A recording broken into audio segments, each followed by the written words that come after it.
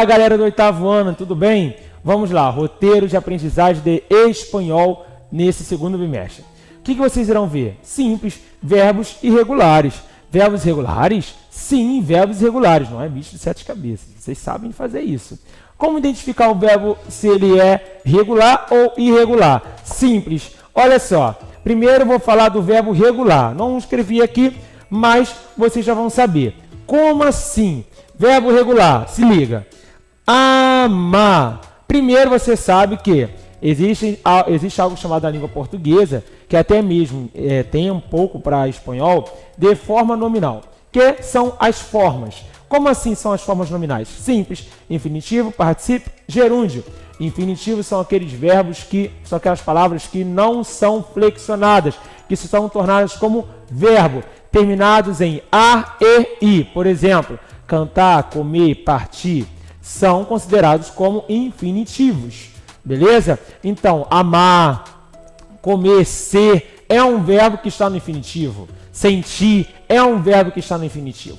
Beleza? Só que eles não são conjugados, são terminados em a e i. Primeira terminação, segunda terminação e terceira terminação. Beleza? Aí, por exemplo, quando eu vou conjugar esse verbo aqui, você sabe logo de cara que ele é da primeira terminação, porque termina com a. Se você sabe que é terminação, término, vem o quê? No início? Não, lógico que não.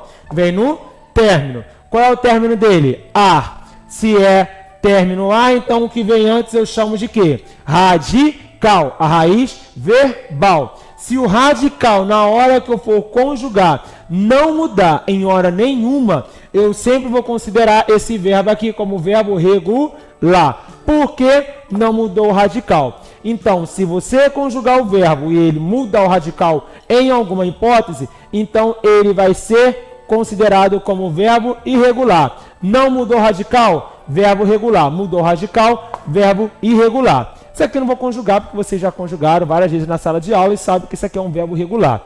Eu amo, tu amas, eles te amam, nós outros amamos, vós outros amais, eles amam. Não muda o radical em hora nenhuma. Beleza? Verbos irregulares. Pensar. Pensar termina com a. Se termina com a, é a primeira terminação. Pensar. Então, opa, esse a aqui é a terminação. Esse carinha aqui eu chamo de radical, raiz verbal. Lembra que eu falei que existe a regrinha? Quando o radical estiver com e, eu posso considerar trocando por ie. Então, eu conjuguei aqui todos eles na primeira pessoa do singular. Então, por exemplo, eu penso.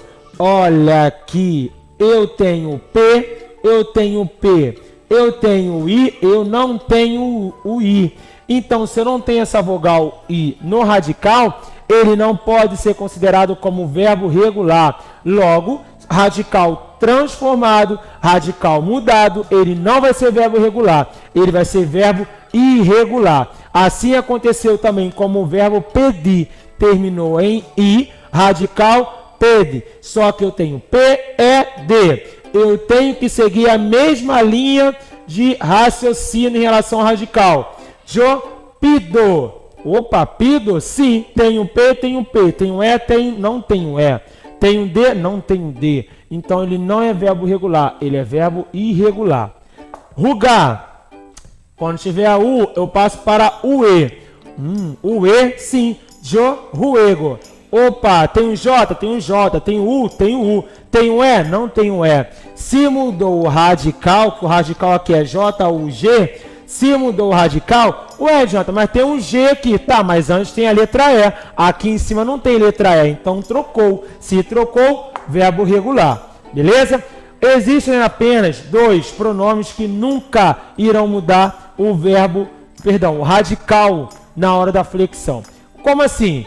Nosotros e vosotros. Primeira pessoa do plural, segunda pessoa do plural. Eles dois sempre irão continuar, seja qual for o tempo verbal, eles sempre continuarão sem mudar o radical, beleza? Então, estude direitinho, bom roteiro para vocês, adiós!